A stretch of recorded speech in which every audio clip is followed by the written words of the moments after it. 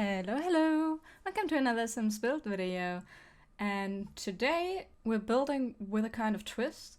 A friend of mine and viewer, Alice, recommended this house generator. This thing gives you a description of a house. It is meant, I think, for literary projects, like writing stories or fanfictions or comic books or whatnot. And so it has both vibey descriptors like warm and cozy, but also is at times really literal, like rows of small windows, the roof is high and slanted, there are two extensions, and I think the combination can be quite fun. I skipped through it a couple of times the other day, and I quickly figured out that some of these things seem fairly easy to do, and some of these things are near impossible. So I thought the mixture of this would make for a fun video. This is the thing it came up with when I loaded the site. I will hit the get a description button now and see what we actually get, and then try to build that as close as possible. If something is impossible to do in The Sims, I will try to hack it some way or another. And drumroll please. From the outside, this house looks magnificent. It has been built with blue stones and has gray brick decorations. Tall, rounded windows add to the overall style of the house and have been added to the house in a very asymmetric way. The house is equipped with a huge kitchen and 2 bathrooms. It also has a generous living room, 2 bedrooms, a modest dining room, a game room, and a small basement. Oh my god.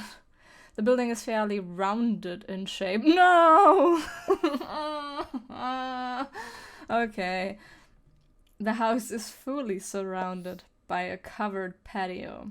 The second floor is the same size as the first, but part of it hangs over the edge of the floor below, creating an overhang on one side and a balcony on the other. The floor has a very different style than the floor below. The roof is high, triangular, but one side is longer than the other and is covered with brown roof tiles.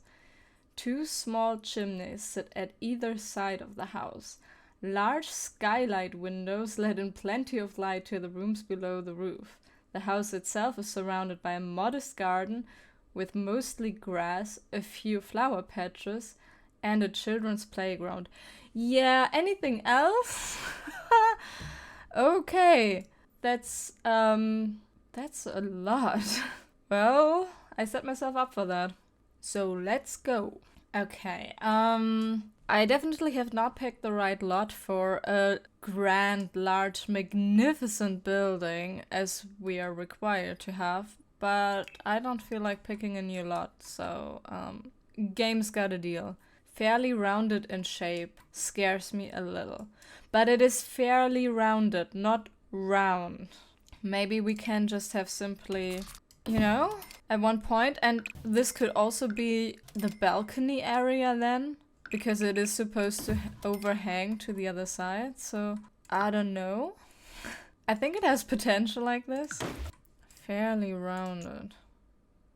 Fairly rounded my ass with a triangular roof also. Oh god. Oh no. And the house is surrounded by a garden. Right, so I need to move this in the middle. I think with the big sizes and everything, I should have medium wall height. The small wall height seems weird. This is, I think, as big as I can get without not having a garden anymore. So I'm gonna make this the size. And I'm gonna make this the dining area. Oh, come on. Be a room. It's not a room. Oh god, I hate this. Maybe it's an open concept. And the bigger part of this is gonna be the kitchen part.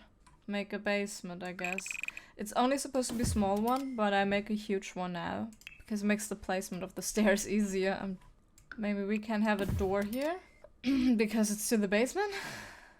And now this is gonna have the small game room. How small is small? So this has to overhang to one side. And drastically so because I've decided all of this is gonna be a balcony. Well, that's an interesting house. And completely ugly. No, that doesn't work. Okay, new plan. I'm gonna not hate myself. And I'm gonna make this side angular. It's just too annoying. The fairly rounded screwed me. This is so painful. Round pillars? Am I helping? It's a beauty. Okay, I'm thinking maybe this is one of the flower beds. And it's round too. Because I'm desperate. That looks like shit. Ah, come on. Really? Ah, come on. Okay, I give up. I'm not forcing this game to do what I want. I'm just not gonna do that. Let's start with the easier things. Floor plan. Okay, we're making this bigger. These are kind of the same size. I don't like that. This is too geometrical. I'm gonna enlarge it to this side. And now for the roof. Now it was supposed to be triangular, but one side longer.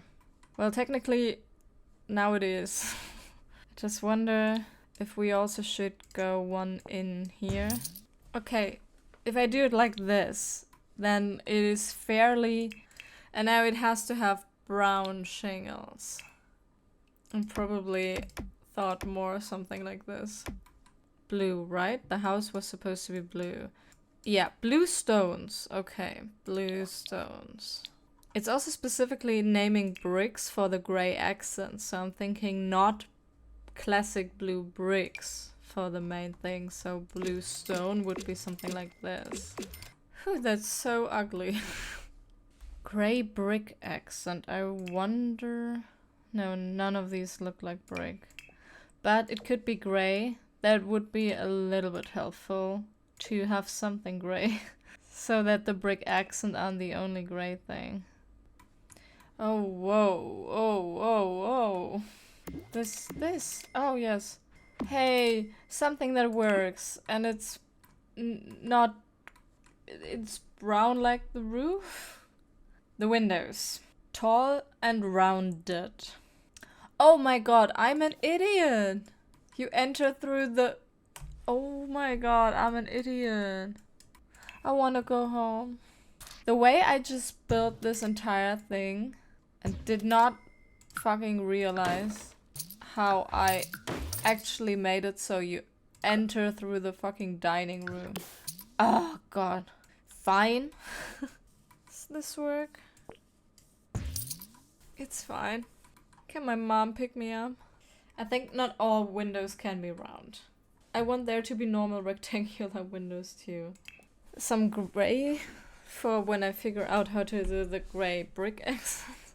Maybe the front door can be rounded and with windows. It is unfortunately not the style of the house at all, but maybe it works.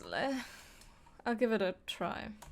I actually read back on the description and it said the windows are added in an asymmetrical way. I did not do that. It would pain me to do that. I'm trying to figure out, does it count that this is not in line? Maybe for the asymmetry I'll add a window here and maybe I'll do actually make it one of the round ones or this one. Yeah. Okay. The description also says that the second floor has a very, very different style than the floor below. Nobody says anything about the style other than it's different. And nobody fucking talks about the basement ever again. It's mentioned once and then we get nothing on the basement. So, I'm gonna go with colors. Oh, I should do the chimneys too, by the way. Gray brick? Gray brick accents. Chimneys are decoration. Look at my gray decoration. It's so gray and decorative. So I think I'm gonna make the first floor fairly neutral in color. And then the top floor is gonna be super colorful. That would feel like two entirely different styles to me. So since this took me 8 hours to build, yes, 8 hours, the majority of this will be speed build. Yeah, I'm starting with the kitchen and I'm quickly realizing that there is something like too big, even if the prompt is big. So I decide for a slightly smaller kitchen that is still very, very big. And I did also decide to give it an island because I had the space. I will say I tried my hardest to use the kitchen space up with our relatively new kitchen items that we got from the Home Chef Hasse pack. It is a very, very large kitchen, so there is quite the amount of open space still, but I kind of like that. I feel like people with enormous kitchens and modern ones at that, the way I gave them, tend to have very clean kitchens and not as cluttered as what I usually like to build. And also, since the task was to have the two floors, the top floor and the bottom floor, to be different in style, I did decide for a more muted, toned down, clean style for the ground floor, and then in the top floor go all out with patterns and colors and decorations. So it seemed to fit that the kitchen is relatively clean.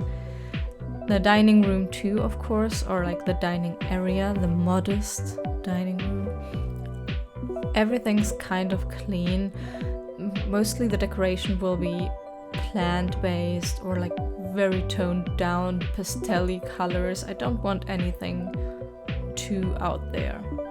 I struggled quite a bit with getting all the prompt in and still give this a character that's cohesive. Not just with the kitchen or so, but just the entire building was so weird. The blue walls, the roundness, the asymmetrical windows that you see me struggling with here. Like, how the heck do I get this asymmetrical but still work? Because there's a reason we go for symmetry with these things. It just makes layouting so much easier. So it was hard for me to embrace certain parts of the prompt, and you definitely see me go back and forth. That's also why it took me 8 hours to build this thing, because it just wouldn't work. It's also hilarious because this was once again a build where I thought this could be a short, quick one to, you know, just put in between other videos. But no, 8 hours. 8 hours. Girl. I know The Sims is my hobby, but calm down. 8 hours is too much for one building. I actually also wasn't really that satisfied with it in the end. I did contemplate if I would even upload it. I haven't even actually uploaded it to the gallery yet as recording this. It was a struggle. I almost stopped doing it. But there are certain parts of this build I actually do like and that I put quite a lot of work in, so I thought might as well upload it.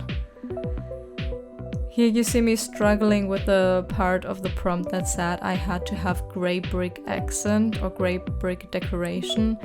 I did have no idea how to do that, because we had nothing that resembled a grey brick accent. And I just randomly stumbled over these things while doing the kitchen, so I thought, let's quickly test it out, to no avail. It didn't work.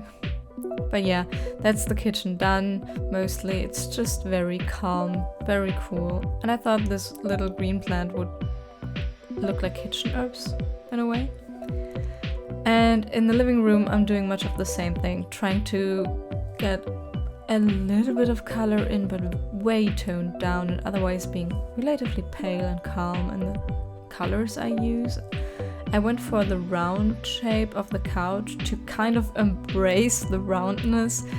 This is happening throughout the build. I kind of want to embrace the random two rounded walls we have in the living room to just make them appear less drastic. So everywhere I can, I try to add a little circular or round shape, a rounded corner, stuff like this, to just make it all seem more cohesive. And I actually got to use a few items that I don't use that often this way, like the side table, the couch, or actually even the bookcase. with the rounded corners. I tend to not really use those items, so in that way it was a really fun challenge to just see how I can incorporate this. Because in my mind, when I was building the shell of this and it was looking quite ridiculous, I thought to myself, maybe this is an older home from, say, the 70s or the 90s or the 60s, either one of these periods, that they renovated, and that was a luxury build at the time. And now they're trying to modernize it a little bit while still keeping the character that made it so special, aka the rounded walls and the round shapes. And I thought this is maybe how you would do this, combat it with more rounded shapes but like more modern ones. And the living room was quite large and weirdly structured because I kind of wedged the bathroom in the middle there. I think in the end I made it work, though. We have the living room space with a couch, we have a music space, and we have a desk space. The living room, once I deem it finished here, will change once more, because I will change the dimension of the bathroom, and that then changes the layout of the living room a little bit. So the end result here will not be the end result. Spoiler alert. I'm sorry. I try not to jump too much back and forth when building, but in the end I can't help myself. I'm a jumper arounder. You just have to deal with this, I guess. I'm sorry. But at least the different worlds in this living room won't change. The different sections stay relatively similar to what they are now. Just, your standard living room if you live in a 60s, 70s, 90s mansion. And with the bathroom, with the tiles on the walls and the floor, I tried to be as neutral as possible so that I could style it up for both the downstairs and the upstairs, because remember, I had to be different in style, and I figured I would do this with the decoration pieces I put in and how all out they go. So I needed a neutral basis that would work for both of this. And yeah, there we go. I'm rearranging the living room because I took in the wall and that made the space be very weirdly proportioned, and I needed something to balance it. So I tried it to switch it up, and actually it came in handy that the couch is round, because that way it wasn't so bad to place it at an angle and have it slightly overhang the wall. It actually looked cohesive still because the couch was round and it looked like it was kind of meant to be a centerpiece. I was pretty happy with the new design because it meant I had more open space to put more furniture, because before that I had just basically this one open space that was right in front of a door that you can't do anything with. So that I was quite happy with. And I was also happy with making the downstairs bathroom pretty small, because otherwise I would have had two enormously big bathrooms, and that feels like a waste of space. Like if I was a homeowner, that would annoy me. Like one big bathroom is okay, two big bathrooms, nobody needs that. I'd rather have the space for other stuff. Like the hallway, where I had enough room to fit all the basics, but didn't actually do much more with this. From the prompt I knew we had to have children because we had a children's playground in the garden, so I did the family wall thingy. And then I went right downstairs, and I had decided to put the game room in the basement. And I don't know if you're familiar with the concept where you're from, but I'm from Germany and we have something called Partykeller, party basement. And it's essentially usually like a very 90s, 70s thing, which is why I thought it would fit the build. It is usually like wall clad and unrenovated and very much still the old school vibes of way back then. And it is a place where you have a bar and usually something like darts or foosball, and also often one of the most ugly old school stinking corner seating arrangements. And I love it. I love it so much. I wanted to incorporate it. In my vision, they renovated the upstairs, but they kept the party basement because that's how it often goes, because it serves its function. It may not look the most modern, but it serves its function, and that's all it is. Plus, if you don't renovate it, you can, spill a drink or two and it doesn't matter. I really, really wanted to incorporate this vibe, and honestly, I managed to do so quite well. And it is my favorite part of this house. I really love it. It looks totally shabby. It doesn't look cool, but everything works so perfectly. Like, I've been to this very party basement so often in so many places. I know this place. I can smell this place. I know what music they play. Like, I know this place. And it serves very well as a game room. It has a game table, it has a football table, it has a darts board. What more can you want? It's the party basement. And I'm here for it. I'm a fan. I love that I got to build this. The generator brought me near a nervous breakdown several times, but the party basement, totally worth it. And then upstairs we have our party explosion. Here I built the kids' room, and I quickly realized, based on these beds, that I definitely, absolutely want a space-themed bedroom for the kids. Decided on 2 children because the room was so big, no need to waste it on just one sim. And I basically picked all the things space-themed and put them in here. Now, despite the room being so big, I actually struggled to put everything in, and that's mostly because of the shape of it. If you have a large rectangular shape, there's a lot of dead space. Older buildings often have quite the shapy insides, and that's actually easier to furnish, even though you would think the squares are easier, but like, you have a lot of dead space, haha, pun intended, with the squares. Not so much with shapes. But since I had the square, I was struggling, and so you see me trying to change it with walls I just randomly put inside there. And also I did manage to get the windows even more asymmetrical as according to the prompt, yay.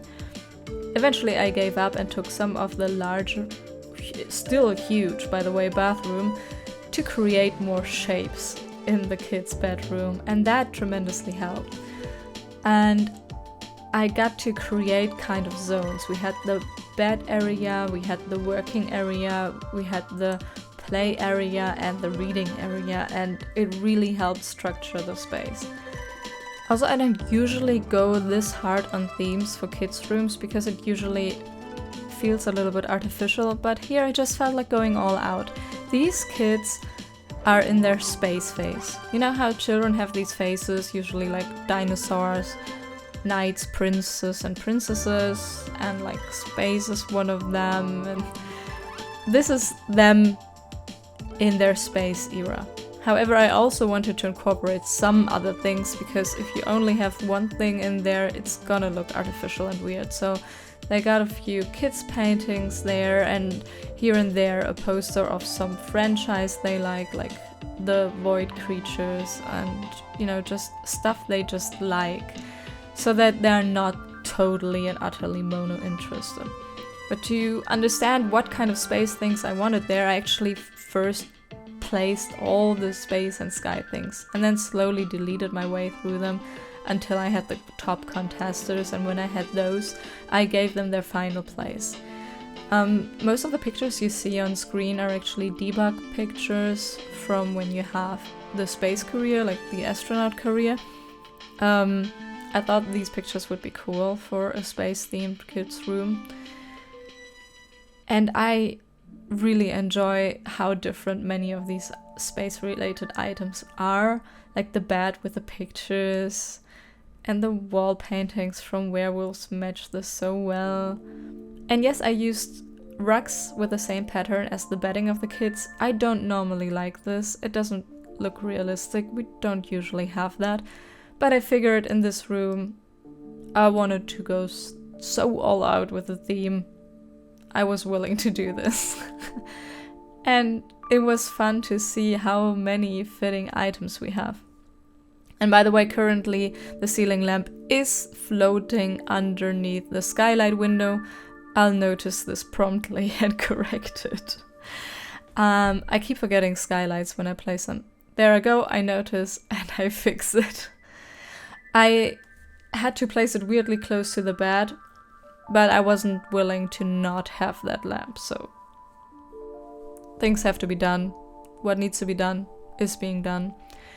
And in the adult bedroom, I also had to go all out in colors, because that is what the prompt wanted from me. But I wanted to make it more contemporary and adult-like, so I had a more muted pattern on the wall instead of like a bright color like in the kids' room, and added a bunch of fun colors that are harmonizing with each other, so that it's not super colorful and bright and everything everywhere, but it's still all relatively the same harmony and still gives you a sense of calm, because I didn't want it to be super bright. It's a bedroom for adults. It needs to be a calmer space. But adding these pops of color still gave it a lot of character. And I added a ton of rugs, both in the kids' room and in this room, because that too is a little bit of this chaotic creative energy. Like, who has several rugs in their room all across everything? These Sims, because they're fun like that. But yeah, you'll see me use a lot of colors and patterns and prints in this room, but hopefully still cohesive. I try to use mostly the colors that are in the bed or in this little dresser with a print, so that it's still one family and warm and doesn't scream at you all night. And I think it worked. The lantern lamps are also pretty perfect for it. They make a calming, warm light, and they are colorful and whimsical and a little weird, but not overbearing and overpowering. And in the end, I think there is just enough clutter to make this seem just whimsical enough. And in the bathroom, again, I wanted to have all the neutrals in the appliances and kind of mirror the downstairs bathroom, even though we have so much space that I use a corner bathtub and a separated shower, but then add colors with the movable furniture and of course with the wall decals. I placed all the wall decals similar as I did with the kids' bedroom, and then I tried to map out where they would best fit, where it would look the coolest, where they would work the best, and then from there on kind of mapped out the bathroom. I coordinated with the shapes and sizes of things, but also with their colors. So I tried to have complementary colors to one another and not just have one color group blocked in one corner. This needed to be carefully balanced. And yeah, as you know, I love storage. I love things that look useful. And in a large bathroom like this, to have limited storage options would feel weird, would feel like a waste of space. So I placed a bunch of open shelves there too. And I feel like all in all, the Sims have a believable amount of storage in this bathroom and will get all their stuff in. I hope. Getting the right curtain for the space wasn't all that easy, because they were either too wide, too big, or not tall enough, or they didn't fit the theme. In the end I went for the for rent curtains, because they had these water lilies and felt on theme. And then I had a lot of open space in the hallway still, because I made the bathroom a little smaller, and I decided to give it another reading nook and a chessboard and then some random decor pieces. I wanted to have the kids stuff a little bit encroaching on the space as well, because as you know me, I like to see kids outside their room too.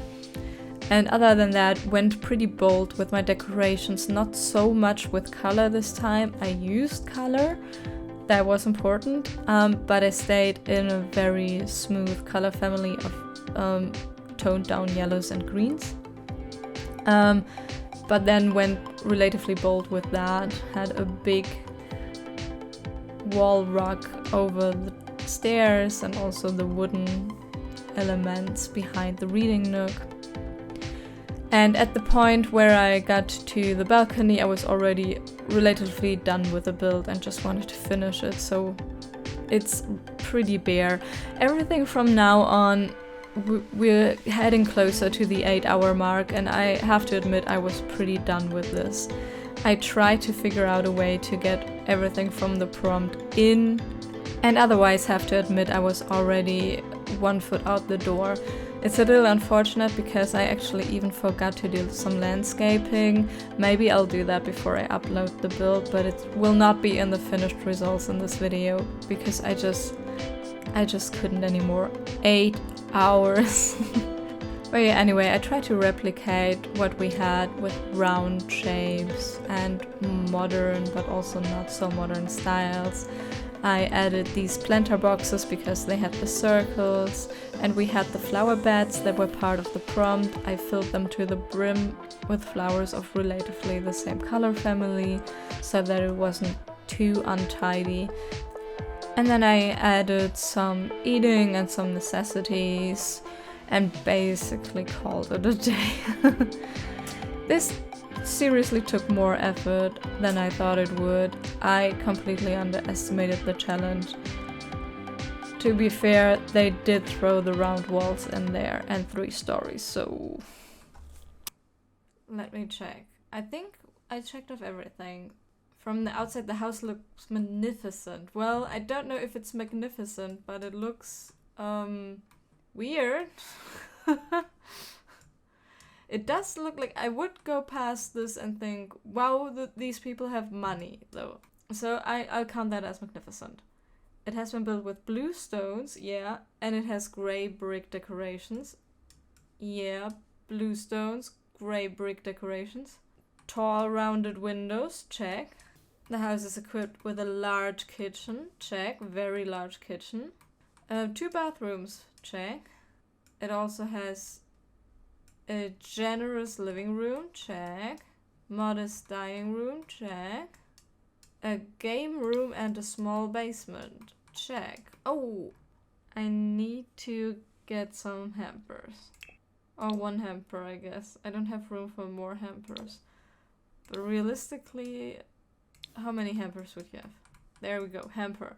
2 bathrooms. And a game room and a small basement. Honestly, the small basement is my favorite place in this house. Hands down. The building is fairly rounded in shape. Yes, it is. Wait, oh! The house is fully surrounded by a covered patio. I missed that. A covered patio fully surrounds the house. I don't think that's actually possible because it's round. You know what? I didn't read that and I'm gonna ignore it. Because I didn't read that. I would have to redo everything. It's too annoying. I don't want this. I have this. This is covered. It's not a patio, but it's covered. The second floor is the same size as the first, but part of it hangs over the edge of the floor below, creating an overhang on one side and a balcony on the other. Check. The floor has a very different style from the floor below. Also check. Fairly muted. Color explosion. The roof is high, check. Triangular, check, but one side is longer than the other, check. And is covered with brown roof tiles, check. 2 small chimneys, check. Sit on either side of the house, well, one side, the other side. Large skylight windows let in plenty of light to the rooms below the roof, check. The house itself is surrounded by a modest garden with mostly grass, a few flower patches, and a children's background. Check. And honestly, we can't have the patio and have it surrounded by grass because we don't have a lot of space. So all in all, I vote that thing out. If we ignore that, I did a kinda good job. And here is the tour of the kinda good job. This time it's pictures as a slideshow. I hope you like it anyway. It was just a bit big to also film now.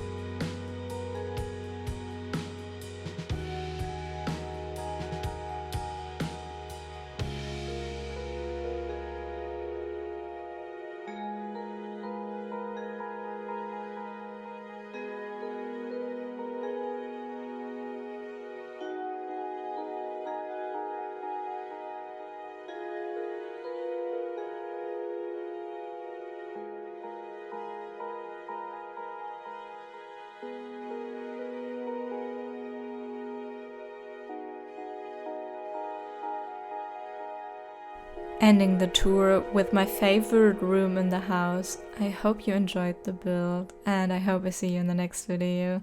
Goodbye!